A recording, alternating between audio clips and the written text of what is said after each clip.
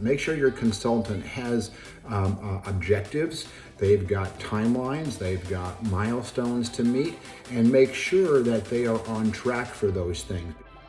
So first and foremost with coaches, I think you really want to make sure that the coach you're working with does not view the opportunity as a long-term project or something they're going to be doing for a long while. I believe a really good coach will view themselves as working themselves out of that job. They should be able to come in, help the team, help the manager, help you learn a specific skill.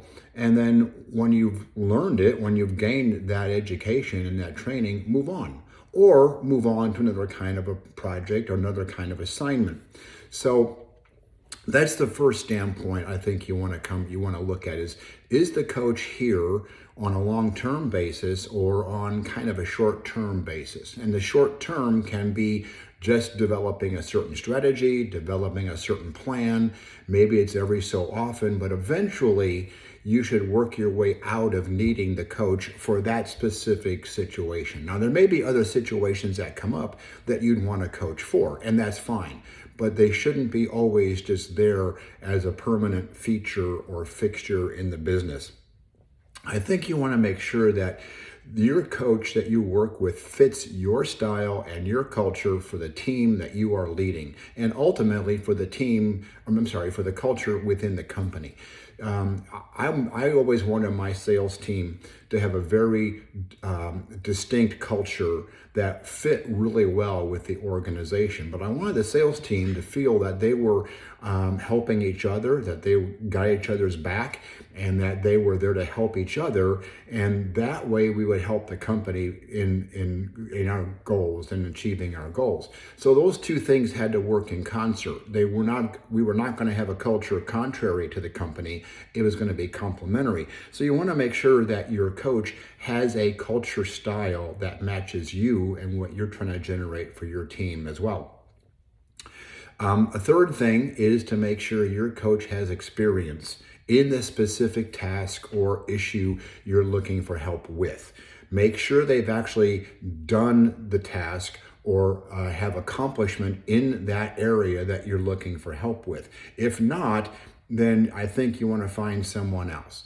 They really have to be able to show you what they did and how they accomplished it. It's better if they've actually had multiple experiences. That way they can try A or B, or they might say, I did this one time and it didn't work so well, and I tried this and it worked a whole lot better.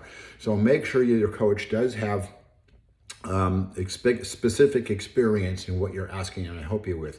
And then I think the last thing is make sure that you have specific objectives and goals that you want to measure your coach against, your consultant. Make sure your consultant has objectives, they've got timelines, they've got milestones to meet, and make sure that they are on track for those things. Because at least in my experience, when I've hired someone as a strategic consultant or coach, I wanted to make sure that the expense I was putting forth was going to generate the ROI I was looking for. And so was my boss, quite frankly.